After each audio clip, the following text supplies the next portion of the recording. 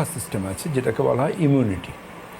এই দরজাটা কতটা মজবুত সেটা কিন্তু বোঝা যায় শীত আসার আগে এবং শীত যাওয়ার সময়। অর্থাৎ একটুতেই আমরা কতটা সর্দি কাশিতে কাহিল হয়ে পড়ছি এই সময়টা, সেটা ভাববার আছে। শীতকাল আসা মানেই কিন্তু মনে রাখবেন, আমি কখনো আমার কোনো পেশেন্টকে আজ অবধি আমি কিন্তু আমলকির আচার খেতে লিখিনি। আমলকির আচার মানে চবনপ্রাশ, আমি কিন্তু ওটা খেতে বলি না, লিখিও না।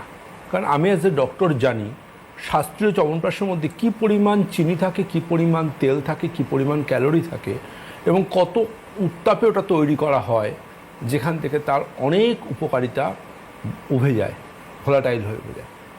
5-6 ঘন্টা ফোটানো হয়।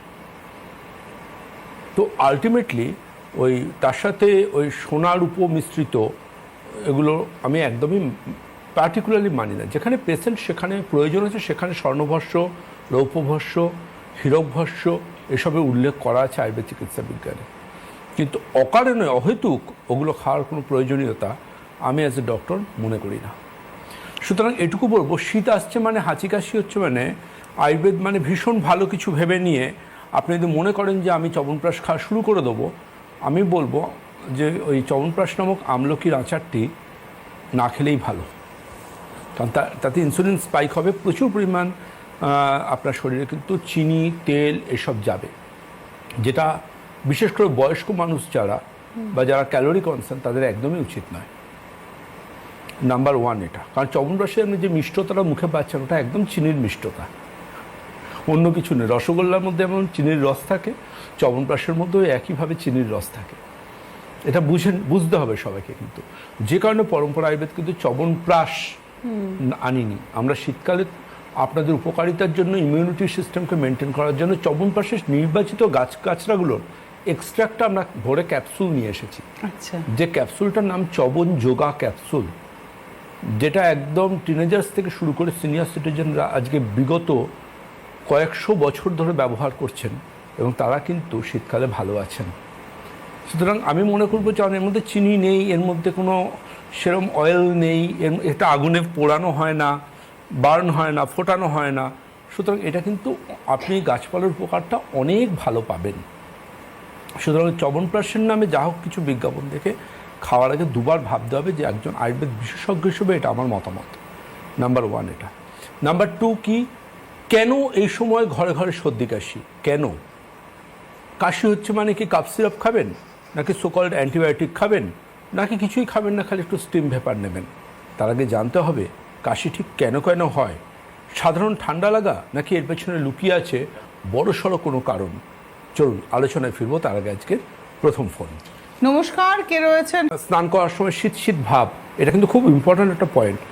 স্নান করার সময় গরমকালেও তাদের শীত শীত ভাব, সন্ধ্যের দিকে জ্বর জ্বর ভাব, কিন্তু থার্মোমিটারে জ্বর আসছে না। জ্বর জ্বর মানে একটা মেলাইজ একটা কন্ডিশন, একটা মনে হচ্ছে জ্বর হচ্ছে, একটু জ্বর জ্বর হলে যেমন ভেতরে ফিলিং আছে, থার্মোমিটারে জ্বর আসছে না। এই ধরনের পেশেন্টদের কিন্তু ভীষণ গুরুত্বপূর্ণ আমরা বলি সিটি থোরাক্স করা। এক্সরে তো অবশ্যই, এক্সরে আমরা বলি পিএ ভিউ, ল্যাটারাল ভিউ দুটোই করতে হবে, অর্থাৎ পস্টেরিয়র অ্যান্টেরিয়র ভিউ এবং ল্যাটারাল ভিউ যে কোনো অভিজ্ঞ যশস্বী ডাক্তার করবেন, যিনি ক্লিনিক্যাল অ্যাসপেক্টের উপর গুরুত্ব দেবেন।